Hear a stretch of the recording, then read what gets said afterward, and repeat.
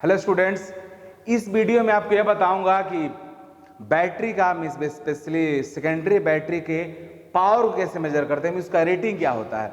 जैसे आप मार्केट में जाओगे बैटरी खरीदने के लिए तो आपसे पूछता है दुकानदार कि कितना पावर का बैटरी चाहिए, 100 एम्पियर आवर का, 180 एम्पियर आवर का, 200 एम्पियर आवर का, 250 एम्पियर आवर, ऐसा बोलता है।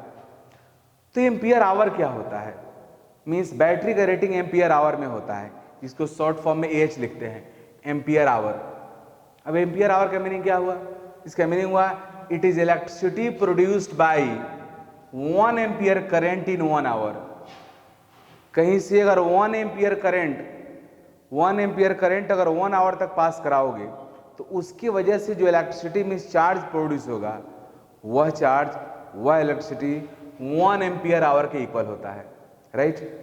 अब एम्पियर आवर के टर्म्स में ही हम लोग बैटरी का रेटिंग मेजर करते हैं, उसका पावर मेजर करते हैं। तो 1 ampere hour is equal to 1 ampere into 1 hour. 1 ampere means 1 coulomb per second, और आवर को सेकेंड में कन्वर्ट करो 3600 हो जाएगा। सेकेंड से कट गया, क्या आ जाएगा? 3600 coulomb. 1 ampere hour is equal to 3600 coulomb. Ampere hour means H is the power rating of secondary cells. आप में से बहुत सारे स्टूडेंट्स को लग रहा होगा कि कुछ नया सुन रहे हैं। नहीं, अभी तुरंत मैं एग्जांपल दे रहा हूँ, आपको समझ में आ जाएगा।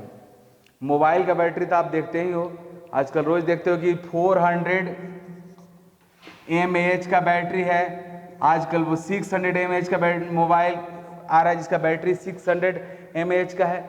4000 mAh, 6000 mAh। mAh समझते हो ना? हाँ, mAh क्या है? ये है मिली एम्पियर आवर, मीन्स ये है एम्पियर आवर और ये आपका मिली एम्पियर आवर। ये है mAh होता है शॉर्ट फॉर्म में mAh, यह हुआ मिली एम्पियर आवर। इसका मीनिंग हुआ कि 1 milli ampere current, 1 milli ampere आप समझते हो, 1 एम्पियर इज इक्वल टू कितना हो जाएगा? 1 ampere is equal to 10 to the power 3 milli ampere हुआ।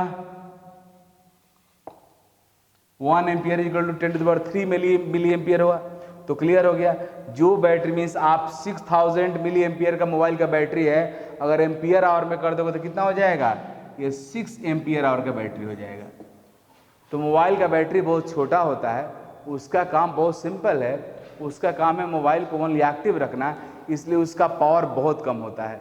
वही हमारे जो इन्वर्टर के बैटरी होते हैं, ऑटोमोबाइल के बैटरी होते हैं, बहुत बड़ा बैटरी होता है, उसमें बहुत सारा एनर्जी का मतलब प्रोड्यूस करने की जरूरत पड़ता है, बहुत वाटेज की जरूरत पड़ता है, इसलिए वो उसका रेटिंग एच में होता है।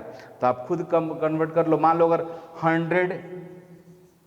180 का जो बैटरी है वो बड़ा पॉपुलर है, 180 एम्पियर आवर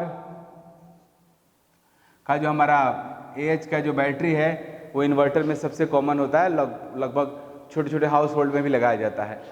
अब 180 एम्पियर आवर है तो इसको मिली एम्पियर आवर में कन्वर्ट करो तो कितना हो जाता है? देख लो, 180 into 10 to the power 3 mAh हो गया।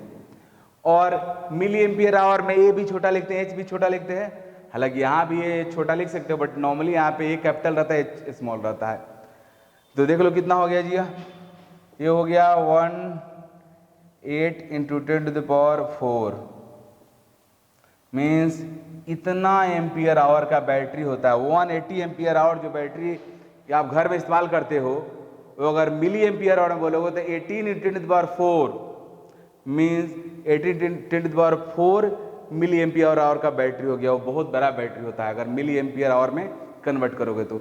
लेकिन हम लोग ऐसा नहीं करते हैं। बड़े बैटरी का रेटिंग एम्पियर आवर में होता है और छोटे बैटरी जो मोबाइल में इस्तेमाल होता है उसका मिली एम्पियर आवर में होता है। 1 ampere hour is equal to 10 to the power 3 milli ampere hour होगा, मीन्स 1 एम्पियर आवर आपका इक्वल होगा आपका 1000 मिली एम्पियर आवर के इक्वल।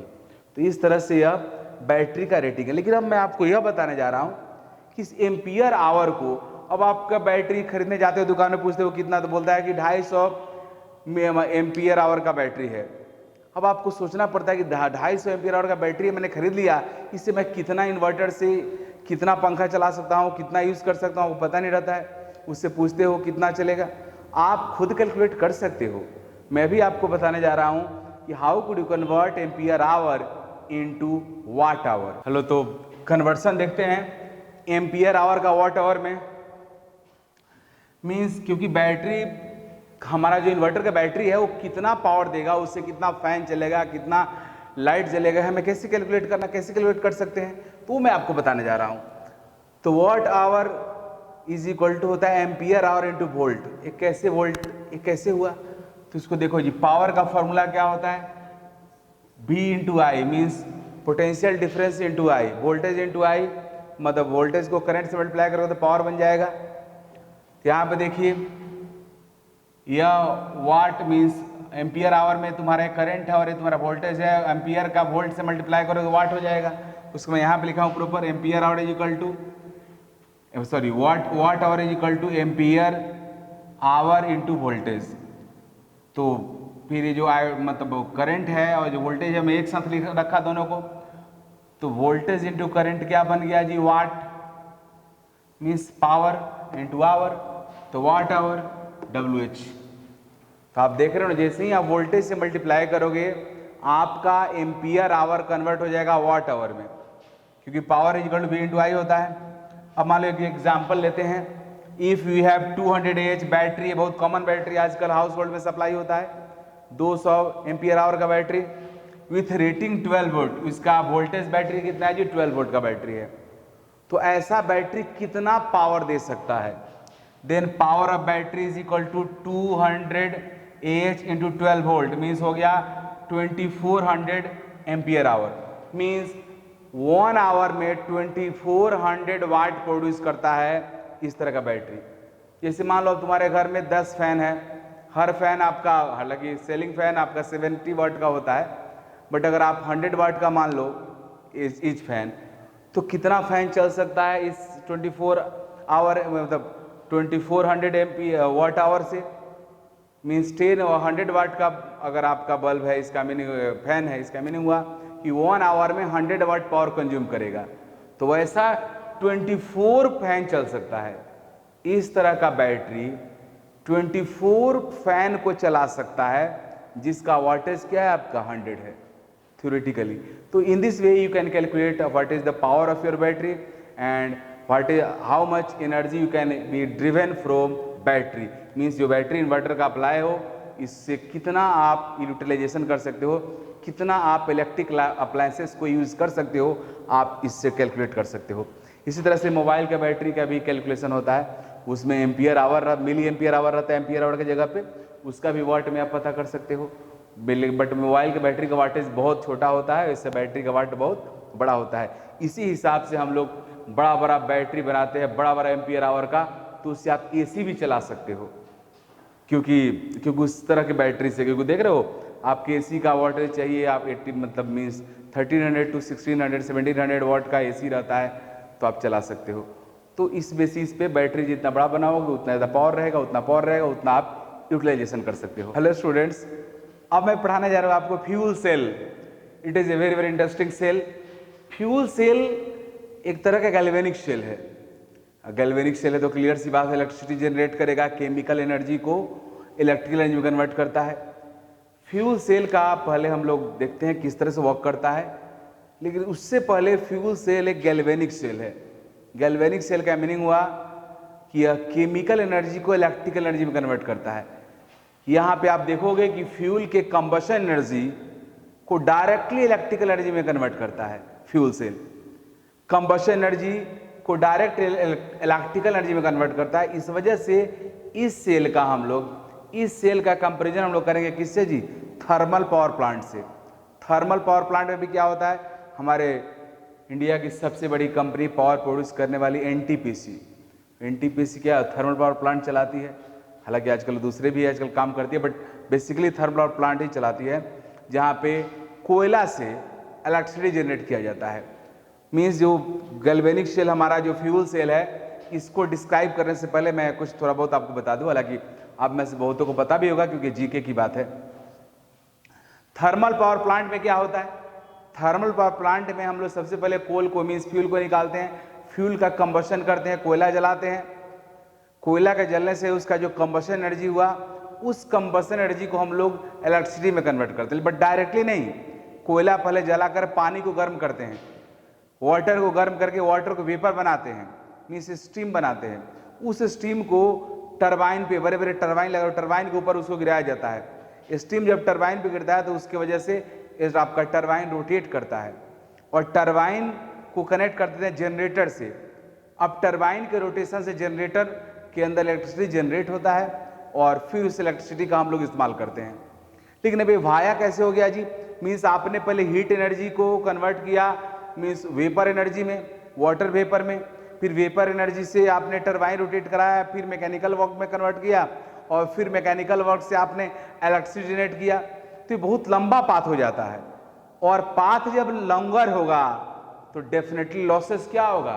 लॉन्गर होगा। लॉसेस लॉन्गर होगा तो डेफिनेटली इफिशिएंसी मशीन का क्या होगा? कम होगा।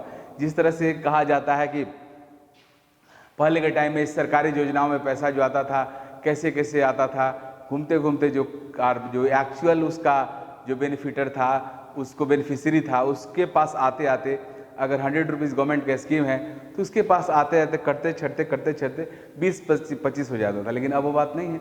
अब डायरेक्ट बैंक ट्रांसफ़र जो गवर्नमेंट डाली वो बैंक के अंदर आ गया, अब उसके पास डायरेक्ट आ गया।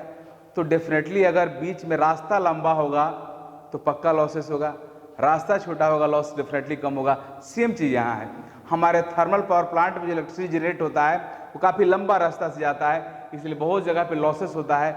इसकी वजह से हमारे थर्मल पावर प्लांट का एफिशिएंसी बहुत कम होता है, 40% का राउंड होता है। वो कितना हो बढ़िया मशीन क्यों न रन करता हो, उससे ऊपर नहीं जाता है।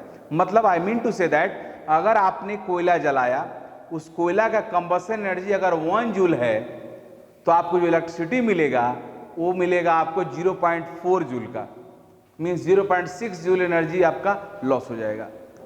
लेकिन हमारे इस फ्यूल सेल में ऐसा नहीं है। फ्यूल सेल में भी हम लोग फ्यूल के कंबशन एनर्जी का ही इस्तेमाल करते हैं इलेक्ट्रिसिटी को जनरेट करने में, बट यहाँ पे आप देखोगे कि इफिशिएंसी बहुत ज़्यादा होगा क्योंकि यहाँ पे उस तरह का लॉसेस नहीं होता है, यहाँ पे इफिशिएंसी बहुत ज़्यादा रहता है। ये किस तरह से इसका इफिशिएंसी, हमारे फ्यूल सेल का इफिशिएंसी 70% के अप्रॉक्स होता है। और फ्यूल सेल में होता क्या है उस चीज़ को देखो। फ्यूल सेल एक गैल्वेनिक सेल है। सबसे पहली बात, गैल्वेनिक सेल का मीनिंग हुआ कि केमिकल रिएक्शन होगा। भले फ्यूल के कंबशन एनर्जी को ही आप इस्तेमाल करोगे इलेक्ट्रिसिटी कन्वर्ट प्रोड्यूस करने में, बट कम केमिकल रिएक्शन होगा और इस केमिकल रिएक्शन के रिजल्ट के तौर पे आपको मिलेगा इलेक्ट्रिसिटी। तो देखो यहाँ पे कैसे कैसे होता है पिक्टोरियल सेटअप।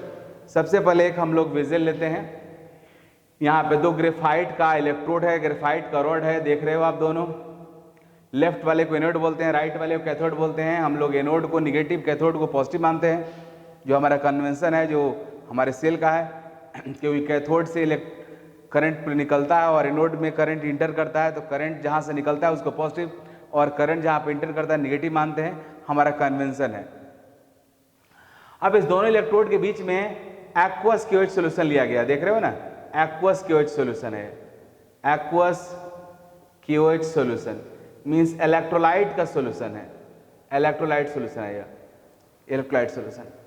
अब दोनों तरफ एक कैथोड रॉड लगा रहता है, सॉरी दोनों तरफ ग्रेफाइट रॉड लगा रहता है, जिसमें लेफ्ट वाले को एनोड, राइट वाले कैथोड बोलते हैं। बट ये ग्रेफाइट रॉड पोरस रहता है, यहाँ पे देख लो, porous carbon means graphite electrodes. अब ये पोरस क्यों रहता है? तो पोरस रहने के पीछे रीजन है कि इसमें हम लोग इसलिए पोरस रखते हैं क्योंकि इस साइड से, लेफ्ट साइड से मीन्स एनोड की तरफ से हाइड्रोजन गैस को हम लोग क्या करते हैं, इसमें पंप करते हैं, ब्लो करते हैं, और राइट साइड से ऑक्सीजन गैस को डालते हैं। तो इस इलेक्ट्रोलाइट सॉल्यूशन के अंदर जब तक हाइड्रोजन और ऑक्सीजन गैस इंटर नहीं करेगा तब तक केमिकल रिएक्शन होगा नहीं। तो केमिकल रिएक्शन को अकर कराने के लिए मीन्स हाइड्रोजन और ऑक्सीजन को इलेक्ट्रोलाइट सॉल्यूशन के अंदर इंटर करने के लिए हम लोग इलेक्ट्रोड्स को पोरस रखते हैं, मीन्स उसमें फाइन होल्स रहता है जिससे oxygen gas, hydrogen gas inter कर सकता है। इस प्रोसेस को और क्विक कराने के लिए, कैटलाइज कराने के लिए हम लोग इस रॉड के अंदर इनकॉर्पोरेट करते हैं प्लैटिनम और प्लैडियम को। देखो, प्लैटिनम और palladium metal are incorporated into the electrodes for increasing the rate of electrode reaction. ऐसे इसलिए करते हैं क्योंकि प्लैटिनम और प्लैडियम ट्रांजिशन मेटल्स है, डी ब्लॉक एलिमेंट्स हैं जो गैसेस को अपने सरफेस पे अट्रैक्ट करने का कैपेबिलिटी रखते हैं। इसलिए अगर आप इलेक्ट्रोड के अंदर मींस ग्रेफाइट रॉड के अंदर अगर बीच बीच उनको इनकॉर्पोरेट कर दोगे, डाल दोगे, तो गैसेस को इजीली अट्रैक्ट करेगा और इसकी वजह से आपका रिएक्शन क्या होगा, फास्ट होगा। अब ये तो मैं बता दिया कि इस गैल्वेनिक सेल का एनोड कैथोड क्या है, इस गैल्वेनिक सेल का इलेक्ट्रोलाइट सॉल्यूशन क्या है। तो अब मैं बताऊं कि इस गैल्वेनिक सेल में रिएक्शन क्या होता है। तो गौर से देखिए, एनोड पे आपका हाइड्रोजन जा रहा है, कैथोड पे आपका ऑक्सीजन जा रहा है, और आपस में कैसे रिएक्शन कर रहा है इसको गौर से देखिए। यहां पे सॉल्यूशन एट एनोड, एनोड पे हाइड्रोजन गैस गया, एनोड पे ऑक्सीडेशन होता है, एनोड पे ऑक्सीडेशन, तो एनोड पे ऑक्सीडेशन होगा तो आपका हाइड्रोजन इलेक्ट्रॉन लूज करेगा, H2 2 इलेक्ट्रॉन लूज करके H प्लस बन गया, 2H प्लस 2H माइनस से कंबाइन करके 2H2 बना लिया।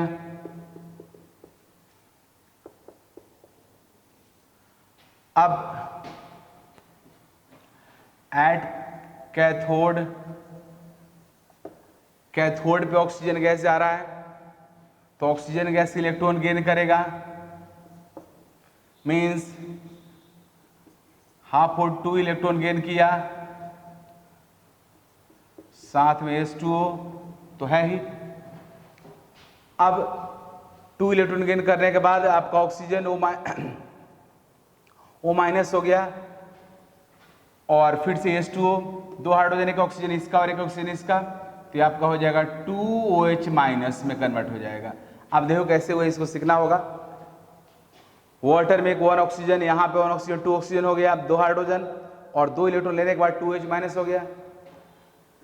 अब आप कंप्लीट सेल रिएक्शन लिखो, तो ऐड करो, 2H माइनस कैंसिल हो गया, 2 वाटर इस साइड है, 1 वाटर इस साइड है, 1 वाटर बच जाएगा राइट साइड में, 2 इलेक्ट्रॉन इस साइड, 2 इलेक्ट्रॉन कैंसिल हो गया, means H2 plus half O2 arrow sign H2O। This is fuel cell reaction. ये हुआ आपका सेल रिएक्शन, गौर से देख लो। This is what, this is combustion reaction of hydrogen gas, this is combustion reaction of H2। H2 का combustion reaction हो रहा है। इसका मीनिंग हुआ कि हमारे इस फ्यूल सेल का जो कंप्लीट सेल रिएक्शन है वो एक्चुअल में हाइड्रोजन गैस का कंबशन रिएक्शन है। इसका मीनिंग यह हुआ कि हाइड्रोजन गैस के इस कंबशन से जो एनर्जी रिलीज हो रहा है वही एनर्जी हमारा इलेक्ट्रिसिटी में कन्वर्ट हो रहा है। मैं बोल सकता हूं कि fuel cell converts fuel energy, converts combustion energy of fuel into electricity directly. There is no via like thermal power plant. ये directly ये काम हो रहा है। Due to direct conversion of fuel, it means fuel energy or combustion energy into electricity, efficiency of fuel cell is very very high in comparison to thermal power plant. और इसका efficiency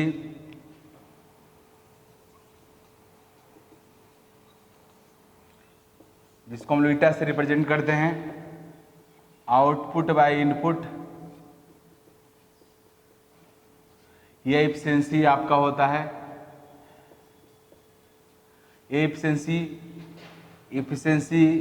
70% के आसपास रहता है, 70%, जबकि थर्मल पावर प्लांट का efficiency आपका 40% रहता है। हम लोग इस एफिशिएंसी को यहाँ पे किस तरह से दिखा सकते हैं, तो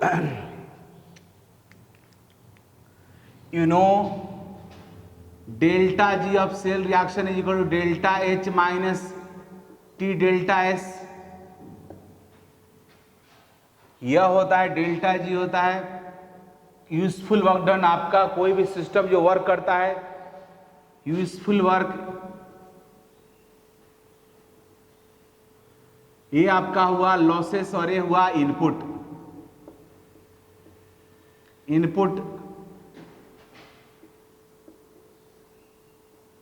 and this is loss। तो इफिशियंसी को हम लोग कैसे लिख सकते हैं जी? Efficiency eta is equal to लिख सकते हैं, इनपुट है यहाँ पे डेल्टा एच और आउटपुट है delta G by delta H. Cell के केस में डेल्टा जी को लिख सकते हो minus N F E cell,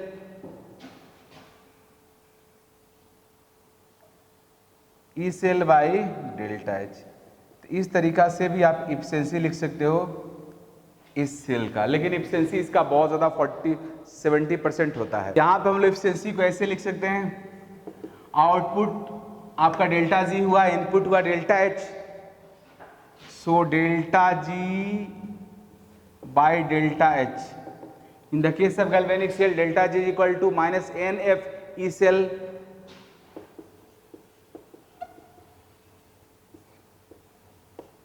तो आप इस तरीके से इफिशियंसी निकाल सकते हो इसका। इसका इफिशियंसी होता है 70% कि आप अप्रॉक्स, जबकि थर्मल पावर प्लांट का 40% होता है। अब इस सेल का, इस गैल्वेनिक सेल का तो मेरिट ही मेरिट है। Advantage of fuel cell in contrast of thermal power plant, तो सीरीज में एडवांटेज है। पहला एडवांटेज इसका यह है, अब इसको मैं मिटा दूं। फर्स्ट एडवांटेज यह है कि यह हर तरह के पॉल्यूशन से फ्री होता है। यह सेल, हमारे इस सेल के अंदर कोई पॉल्यूशन नहीं है, जबकि थर्मल प्लांट पे जब कोयला को बर्निंग करते हो, उस कंबशन करते हो, बहुत सारा अनवांटेड गैसेस प्रोड्यूस होता है, टॉक्सिक गैसेस प्रोड्यूस होता है जो एटमॉस्फेयर को पॉल्यूट करता है। यहाँ कोई पॉल्यूशन नहीं है, इफिशियंसी भी ज़्यादा है, तो फिर यह सेल तो सुपर होना चाहिए। यह सेल का इस्तेमाल तो सबसे ज़्यादा होना चाहिए। इस सेल में तो कोई निगेटिव है ही नहीं चीज़, कोई निगेटिव पॉइंट है ही नहीं, तो फिर यह सेल का इस्तेमाल इतना क्यों नहीं होता है? तो उसके पीछे रीजन यह है कि इस सेल में जो हमारा इनपुट है, जो इस सेल को चलाता है, वो है hydrogen gas. Oxygen gas atmosphere में ऑलरेडी अवेलेबल है, हाइड्रोजन गैस का यहाँ पे कंबशन होता है। तो जब तक आप सेल को हाइड्रोजन गैस सप्लाई करते रहोगे, तब तक आपका सेल वर्क करता रहेगा। अब यहाँ पे हाइड्रोजन गैस का सप्लाई होता है 50 ATM पे। यू कैन अंडरस्टैंड, 1 ATM पे हम लोग नॉर्मल रहते हैं, 50 ATM प्रेशर पे हाइड्रोजन गैस का सप्लाई होता है। टेम्परेचर 525 केल्विन होता है, ये तो खैर बहुत ज्यादा नहीं है। हाइड्रोजन गैस को सप्लाई करना, हाइड्रोजन गैस को फ्यूल के तौर पर यूज करना काफी कॉस्टली अफेयर है। हाइड्रोजन गैस काफी महंगा है और इस तरह से इस्तेमाल इसका काफी कॉस्टली है। इसके वजह से यह सेल बेहतरीन होने की वजह के बावजूद, ऑल मैनर में मींस एनवायरमेंट फ्रेंडली होने के बावजूद, इस सेल का हम लोग बहुत कम यूज करते हैं ड्यू टू कॉस्टली अफेयर, क्योंकि बहुत महंगा होता है। और थर्मल पावर प्लांट से जो बिजली आता है वो बहुत, उसमें खर्च बहुत कम आता है, वो सस्ता रहता है। यही रीजन है कि फ्यूल सेल सुपर से भी ऊपर होने के बावजूद एवरेज जो थर्मल पावर प्लांट है उससे बहुत नीचे है। इसका इस्तेमाल हम लोग बहुत कम करते हैं डे टू डे लाइफ में। लेकिन इस सेल का सबसे पहले यूज हुआ था अपोलो मून मिशन में, अपोलो शटल में, मींस मून के ऊपर जो शटल गया था, उसमें इस सेल का सबसे पहले इस्तेमाल किया गया था। अब एक और इंटरेस्टिंग बात इस सेल के बारे में आपको बता दूं। यहां आपको बड़ा इंटरेस्टिंग लग रहा होगा कि मैं यहाँ पे ऊपर, यहाँ पे सेल में एक होल करके लिखा हूं वाटर ऊपर जा रहा है। आपको पता है किसी वेसल में अगर आप एक्वस सोल्यूशन रखोगे तो पानी नीचे से निकलेगा, ये ऊपर से पानी कैसे निकल रहा है जी? ये तो ऐसा होना नहीं चाहिए। तो इसके पीछे रीजन यह है कि इस सेल में आप देखते हो cell reaction, final cell reaction क्या है जी? Combustion of hydrogen gas, H2 + ½ O2 arrow sign H2, this is the cell reaction. Means hydrogen gas का कंबशन होता है। आप सबको बात पता है, one should must know, combustion reaction are a strong exothermic reaction. Combustion reaction में बहुत ज्यादा एनर्जी प्रोड्यूस होता है। आप कोयला का कंबशन कराओगे तो केमिकली CO2 के साथ साथ हाइड्रोकार्बन वाटर भी प्रोड्यूस होगा। लेकिन क्या कभी देखो कि कोयला के जलाने से पानी बाहर निकल जाए? निकलता है, लेकिन वो वेपर बन के निकलता है, क्योंकि उस समय टेम्परेचर बहुत ज्यादा रहता है, इसलिए वाटर आपको नहीं मिलेगा। क्या मिलेगा? वाटर वेपर मिलेगा। सेम थिंग हियर, जब आप हाइड्रोजन गैस का कंबशन करोगे तो जो वाटर प्रोड्यूस होगा वो वेरी हाई टेम्परेचर की वजह से वेपर के फॉर्म में प्रोड्यूस होगा। अब ये वेपर के फॉर्म में जब प्रोड्यूस होगा तो पक्का नीचे से नहीं, कहां से होगा जी? ऊपर से निकलेगा। क्योंकि लिक्विड निकलता है नीचे से और गैस निकलता है ऊपर से, इसलिए वाटर वेपर ऊपर से निकलता था। अब इसलिए मैं ऊपर जगह दिया हूं कि इस तरह से वाटर वेपर बाहर निकल जाता है। अब इंटरेस्टिंग बात यह है कि सेल में से जो वाटर प्रोड्यूस होता है, मींस जो वेपर प्रोड्यूस होता है, उस वेपर को कंडेंस करके आप लिक्विड वाटर बना लोगे और वो पोर्टेबल वाटर होगा, मींस वो पीने लायक होगा, उसमें कहीं कोई इंप्योरिटी नहीं रहेगा। मींस सेल देख लो, मींस एक साथ एक कई फायदे वाला सेल है, मींस मल्टी एडवांटेजेस सेल है। एक तो इलेक्ट्रिसिटी भी जनरेट करके देगा, साथ में पानी भी देगा, मींस आराम से यहां से वाटर निकलेगा, उसको ठंडा करके पानी पी सकते हो। तो अपोलो मून मिशन में जब गया था तो साइंटिस्ट यही करता था, मींस इलेक्ट्रिसिटी भी इसे लेता था और इससे वाटर वेपर निकलता था, उसको कंडेंस करके वाटर बना करके पीता भी था। मींस यह सेल का अगर एक कॉस्टली अफेयर छोड़ दो, कितना बेहतरीन सेल है। अगर ऐसा सेल हम लोग के पास मिल जाए, हालांकि जो टाइम है, जिस तरह से टेक्नोलॉजी आगे बढ़ रहा है, बहुत जल्द यह सेल आने वाला है। हाइड्रोजन कार आ रहा है, तो हाइड्रोजन कार में यही बैटरी सब इस्तेमाल होगा और हम लोग डे टू डे लाइफ में भी आने वाला है बहुत जल्द। तो बहुत मजा रहेगा, आदमी आराम से बैटरी लेकर हाथ में चलेगा, जब मर्जी तो ऊपर से ऐसे डालो, अपना पानी पी लो और जब गाड़ी चला लो। तो ये बहुत बेहतरीन होने वाला है आने वाला फ्यूचर हमारा। खैर, बट फिलहाल ऐसा नहीं है। फिलहाल ये फ्यूल सेल है, जिस फ्यूल सेल का मैं वर्किंग से लेकर के प्रॉपर्टी सब कुछ बताया। इसका क्या डिमेरिट है मैं आपको भी बताया। डिमेरिट एक ही है और वो है कॉस्टली अफेयर। अब यहाँ पे सेल में एक और बातें होती है, क्या ये fuel cell only hydrogen gas के लिए यूज होगा? That means I mean to say that क्या हम लोग ओनली हाइड्रोजन गैस के इस सेल में यूज कर सकते हैं? तो नहीं, we can replace other combustible gas too. Means आप इसके जगह पे मिथेन गैस को भी यूज कर सकते हो, आप सीओ को यूज कर सकते हो, आप मेथनॉल को यूज कर सकते हो। मीन्स दूसरे कंबस्टाइल गैस को भी आप यूज कर सकते हो आप हाइड्रोजन के जगह पे। लेकिन हाइड्रोजन वाला पॉपुलर, मीन्स आप हाइड्रोजन को रिप्लेस कर सकते हो। हाइड्रोजन के अलावा फ्यूल सेल में आप मीथेन को भी यूज कर सकते हो, सीओ को यूज कर सकते हो, आप CH3OH को यूज कर सकते हो। इन सबको आप यूज कर सकते हो। बट मोस्ट पॉपुलर हमारा कौन है? Hydrogen gas fuel cell. Hello students, now I am going to discuss corrosion. Corrosion क्या है? कोरोजन एक बहुत सिंपल टॉपिक है जो आप में से बहुत सारे बच्चों को पता भी होगा क्योंकि आप 10th क्लास से ही पढ़ते आ रहे हो। कोरोजन एक्चुअल में कोरोजन बोलते किसे है? तो कोरोजन का डेफिनेशन होता है unwanted material, coating of unwanted material at the surface of metal is called corrosion. जिसको मैं यहाँ लिख भी दिया हूँ, coating of unwanted material at the surface of metal is called corrosion. इसको कोरोजन बोलते हैं। कोरोजन का पॉपुलर एग्जाम्पल है रस्टिंग, मीन्स जंग लगना। Rusting of iron is a popular example of corrosion, जिसको हम लोग हिंदी में बोलते हैं जंग लग जाना। अब ऐसा नहीं है कि केवल आयरन में ही जंग लगता है, आयरन के अलावा और भी बहुत सारे मेटल्स हैं जहाँ पे कोरोजन होता है। ऑलमोस्ट मेटल्स में कोरोजन होता है, बट कुछ पॉपुलरली जो सीन है उसमें से आपका दूसरा है green coating on the surface of copper. Copper और ब्रोंज के सरफेस पे ग्रीन कोटिंग चढ़ जाता है। बहुत पुराना बर्तन देखो, कॉपर का बर्तन, तो ग्रीन कलर का लेयर उसके अंदर आ जाता है और वो भी एक तरह के कोरोजन ही होता है। अगला है आपका टार्निशिंग ऑफ सिल्वर। सिल्वर का जितना भी ऑर्नामेंट्स होता है आप देखते हो वो बहुत पुराना होने के बाद काला हो जाता है, ब्लैक कलर का हो जाता है, जिसको बोलते हैं धुंधला हो जाना। तो सिल्वर का ऑर्नामेंट्स का धुंधला होना भी एक तरह का कोरोजन का ही एग्जाम्पल है, जिसको हम लिखते हैं टार्निशिंग ऑफ सिल्वर, सिल्वर का धुंधला हो जाना। These are the popular examples of corrosion. Now next point is which factors are responsible for this corrosion? Means what is the reason of corrosion? Corrosion क्यों होता है या corrosion को कौन प्रमोट करता है? तो corrosion को कौन प्रमोट करता है, कैसे होता है, ये तो जनरल परसेप्शन है जिसको मैं बता रहा हूँ। बट corrosion में हम लोग बेहतरीन ढंग से जिसको समझते हैं उसका नाम है रस्टिंग। आयरन का रस्ट होना, मिस रस्टिंग होना। तो मैं बताऊंगा रस्टिंग का मैकेनिज्म क्या है, मीन्स आयरन में किस तरह से जंग लगता है वो मैं आपको दिखाऊंगा। जब उसका मैकेनिज्म मैं आपको बता दूंगा तब जितने भी फैक्टर्स मैं लिखा हूं और क्लियरली आपको समझ में आ जाएगा। बट अभी मैं इस फैक्टर को लिखा हूं, इसको आप समझो। Factors which promote corrosion, first point is reactivity of metal.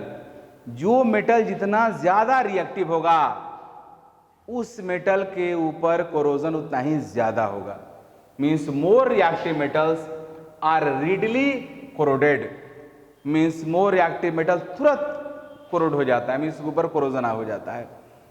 अगला पॉइंट है moisture in atmosphere and polluting gases, presence of air and moisture.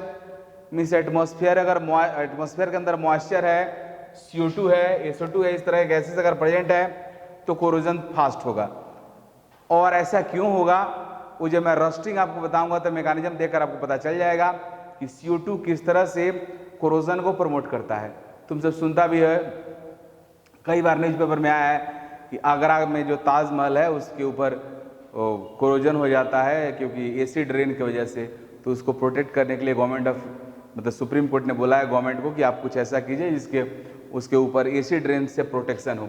Acid rain में ही होता है, यही SO2 उसके मार्बल्स को कोरोड कर देता है और भी कई सारी चीज़ों को इफेक्ट करता है उसके। मीन्स SO2 CO2 गैस का प्रेजेंस, मॉइस्चर का प्रेजेंस आपके कोरोजन को प्रमोट करता है। इसलिए तुम देखना बरसात के टाइम में कोरोजन ज़्यादा लगता है। आयरन को अगर आप गर्मी के दिन में अगर कहीं रखोगे तो उसके अंदर कोरोजन कोरोड होने का चांस कम है, रस्ट का चांस कम है, लेकिन बरसात में अगर कहीं रख दो तुरंत उसके ऊपर जंग लग जाता है क्योंकि बरसात में एटमॉस्फेयर में मॉइस्चर ज़्यादा रहता है। अगला point presence of impurities, this is very very important point. आपके मेटल में जितना ज़्यादा इम्प्योरिटीज होगा उसके कोरोजन का चांस उतना ही ज़्यादा है। मीन्स अगर आप पुअर क्वालिटी के आयरन लगाए हो तो उसमें जंग ज़्यादा लगेगा, जंग ज़्यादा लगेगा तो तुम्हारा जल्द क्या होगा जी, बर्बाद हो जाएगा। हालांकि रस्ट होना मीन्स मेटल के अंदर जंग लगना, कोरोजन होना काफ़ी डेंजरस है हर पॉइंट ऑफ व्यू से। मीन्स वह इकोनॉमिकल भी है डेंजरस और वह आपके हेयर मीन्स सेफ्टी के लिए भी। मान लो ब्रिज में ऐसा आयरन लग गया जिसमें रस्ट पकड़ लिया तो ब्रिज टूट सकता है, बिल्डिंग आपका टूट सकता है। तो इस तरह से रस्टिंग आपके इकोनॉमिकली और सेफ्टी दोनों ही पॉइंट ऑफ व्यू से सही नहीं है। अब तीसरा है, नेक्स्ट फोर्थ पॉइंट है प्रेजेंस ऑफ इलेक्ट्रोलाइट्स। अगर जहाँ पे वाटर में जहाँ पे रखे हो मेटल को अगर वहाँ इलेक्ट्रोलाइट्स ज़्यादा है तो वहाँ भी रस्टिंग का चांस ज़्यादा हो जाता है। मीन्स इलेक्ट्रोलाइट अगर है सॉल्यूशन के अंदर वाटर में तो कोरोजन ज़्यादा होगा। इसलिए तुम देखना कि हम लोग कॉपर के बोतल से जब पानी पीते हैं तो कॉपर के बोतल के अंदर भी ग्रीन कोटिंग हो जाता है और कोटिंग डिपेंड करता है कि किस तरह का वाटर आप यूज़ करते हो। जिस वाटर में जितना ज़्यादा इलेक्ट्रोलाइट होगा वहाँ पे कोटिंग उतना ही ज़्यादा होता है। अगला है strains in the metal, metal के ऊपर दाग धब्बा। मीन्स अगर मेटल के ऊपर corrosion takes place rapidly at bends, means corrosion metal का कहीं बेंडिंग है तो वहाँ पे तेज़ी से होता है, या आपका स्क्रैच अगर है उस पर होता है। निक्स एंड कट्स का मतलब होता है खरोच और कट, मीन्स कहीं भी खुचरा हुआ है, खरोच है मेटल के अंदर या कोई कटिंग है तो वहाँ पे ज़्यादा चांस है आपके कोरोजन होने का। Means these are the factors which affect corrosion on metal or corrosion of metals. Most popular example of corrosion is rusting. Corrosion in iron is called rusting or rust. अब rusting होता क्या है? तो जो जंग लगता है आयरन के ऊपर वो एक्चुअल में रहता है हाइड्रेटेड फेरिक ऑक्साइड, यह रहता है Fe2O3 means it is hydrated ferric oxide. Rust का कलर ब्राउन होता है, आप देखते हो ब्राउन कलर का आयरन के ऊपर आ जाता है कोटिंग। नॉन स्टिकी भी होता है, मीन्स अगर आयरन के ऊपर जंग लगा हुआ है तो आप कई सारा फ्रिक्शनल चीज़ से अगर आप उसको रब कर दोगे तो क्या होगा, एब्रेसिव पेपर से रब कर दोगे तो पूरा के ऊपर जो जंग लगा रहा तो हट जाएगा। जनरली देखते भी हो कि आयरन का कोई चीज़ अगर बना हुआ है आपके पास फ्रेम तो उसको पेंट वेंट करने से पहले हम लोग इसको एब्रेसिव पेपर से रब करते हैं क्योंकि उसके ऊपर जंग लगा हट जाए, फिर उसको पेंट कर दिया जाता है। अब ये रस्टिंग का मैकेनिज्म क्या है तो गौर से देखिए यहाँ पे मैकेनिज्म। ये मैं आयरन लिया हूँ इतना बड़ा, अब इसमें इम्प्योरिटी है तभी कोरोजन हो रहा है, तभी रस्टिंग इसका हो रहा है। तो जहाँ पे प्योर मेटल है, हालांकि एक्चुअल में रस्टिंग का मैकेनिज्म क्या है, काफ़ी डिफिकल्ट है, काफ़ी कॉम्प्लेक्स होता है। तो हम लोग को समझ में नहीं आता है। मीन्स हम लोग को समझ में नहीं आता, ये नहीं कि मुझे नहीं समझ में आता है, दुनिया में किसी को नहीं समझ में आता है।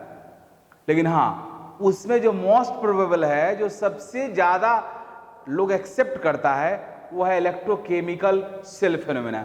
मीन्स हम लोग मानते हैं रस्टिंग ड्यूरिंग हमारा जो मेटल है वो खुद में इलेक्ट्रोकेमिकल सेल बना लेता है, अपने प्योर पार्ट को एनोड बना लेता है और इम्प्योर पार्ट को कैथोड बना लेता है और खुद से सेल बना लेता है। जैसे यहाँ पे देखो, ये मेटल है, मेटल का प्योर पार्ट है, Fe से मैं रिप्रेजेंट उठा हुआ पार्ट जिसे मैं रिप्रेजेंट कर रहा हूँ, ये एनोड हो गया। और यहाँ पे मैं इसका धसा हुआ पार्ट दिखा रहा हूँ, कैविटी दिखा रहा हूँ, यह इम्प्योरिटी है, मीन्स आयरन नहीं है, यहाँ पे इम्प्योर पार्ट है। तो यह पार्ट बिहेव करता है एनोड जैसा, यह पार्ट करता है कैथोड जैसा। अब एट एनोड पे क्या होता है, तो at anode iron electron lose करेगा और Fe2+ में कन्वर्ट हो जाता है, दिख रहा है आपको। यहाँ भी वही होता है, आयरन इलेक्ट्रॉन लूज किया और इलेक्ट्रॉन यहाँ इम्प्योर पार्ट के पास आ गया, एनोड पे आ गया, सॉरी कैथोड पे आ गया है, इलेक्ट्रॉन एनोड से कैथोड पे आ गया। तो अब क्या होगा जी, इलेक्ट्रॉन यहाँ पे आ चुका है। तो अब होता यह है कि एटमॉस्फेयर में तो O2 है, एटमॉस्फेयर में CO2 भी है, एटमॉस्फेयर में मॉइस्चर भी है। मैं बोला हूँ कि मॉइस्चर होगा, CO2 होगा, तो वह रस्टिंग और कोरोजन को प्रमोट करेगा। होता है कि इस एटमॉस्फेयर का CO2 एंड वाटर आपस में रिएक्शन करके कार्बोनिक एसिड बना लेता है, H2CO3, और यह कार्बोनिक एसिड डिसोसिएट होकर H+ और बाइकार्बोनेट आयन प्रोड्यूस करता है। अब यह H+ जो है वो कैथोड के पे जो रिएक्शन होता है उसको प्रमोट करता है।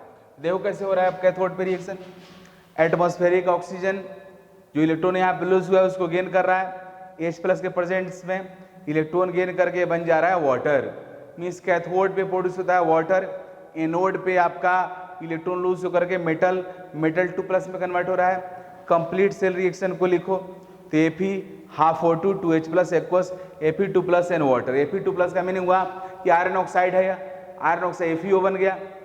अब एटमॉस्फेरिक ऑक्सीजन इस आयरन ऑक्साइड को फर्दर ऑक्सीडाइज करके फेरिक ऑक्साइड बना देता है, और जब फेरिक ऑक्साइड बन जाता है तो यहाँ से जो वाटर प्रोड्यूस रहता है वो वाटर आकर इसमें एसोसिएट हो जाता है और ये बन जाता है hydrated ferric oxide. This is called rusting और रस्ट। तो this is the mechanism of rusting. इस मैकेनिज्म में देख रहे हो कि इम्प्यूरिटी होना जरूरी है, CO2 का होना जरूरी है, मॉइस्चर का होना जरूरी है, and everything are mentioned in the factor affecting corrosion of metals. तो इस तरह से मैं बताया कोरोजन होता क्या है और कैसे क्या।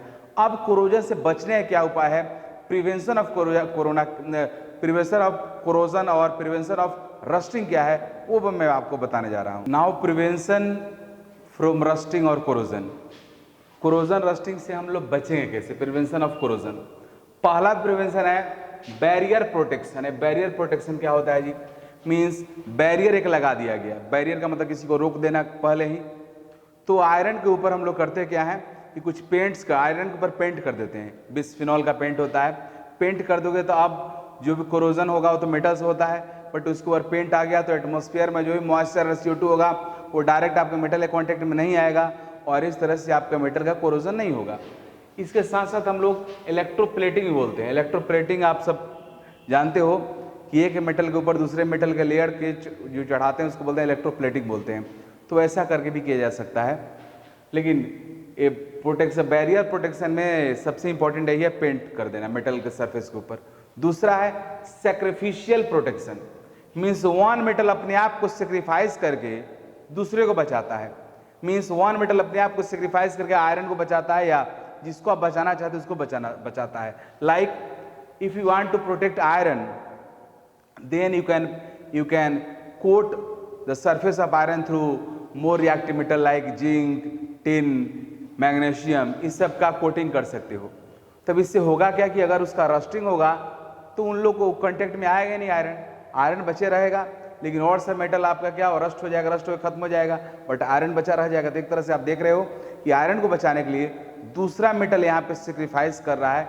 सो इस मेथड को हम लोग क्या बोलते हैं, सैक्रिफिशियल मेथड। इसमें एक पॉपुलर टर्म है गैल्वेनाइजेशन, मीन्स जब हम लोग आयरन के ऊपर जिंक का लेयर लगाते हैं, आयरन के ऊपर जिंक का कोटिंग करते हैं आयरन को रस्ट से बचाने के लिए, तो उस प्रोसेस का नाम है galvanization. Means coating of zinc at on the surface of iron is called galvanization. Galvanization is the one of the method for protection of iron from rusting. अब अगला है आपका इलेक्ट्रिकल प्रोटेक्शन। ये काफी इंटरेस्टिंग और टेक्निकल है।